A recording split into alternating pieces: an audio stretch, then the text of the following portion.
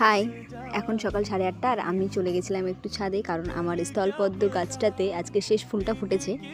এই যে দেখো, আর ফুল ফুটবে না, যা কলি ছিল সব শেষ হয়ে গেছে, তো এটাই লাস্ট ফুল, তাই ভিডিওটা ভাবলাম করে রাখি।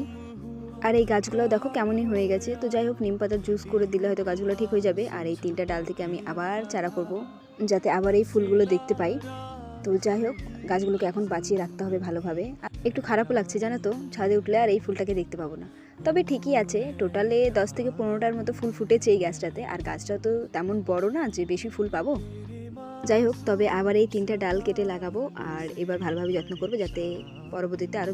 ফুলটার মজার বিষয় হলো যে সকালবেলা এটা একদমই সাদা থাকে, বলতে পারো ফ্রেশ সাদা, আর এটা সন্ধ্যা হতে হতে একদম গোলাপি কালারের মতো হয়ে যায়। তবে এখানে ফুলটা পুরো গোলাপি হয়নি, অ্যাকচুয়ালি ভিডিওটা আগের, এটা বিকেলের করা একটা ভিডিও। তো আজকের মতো সবাইকে টাটা।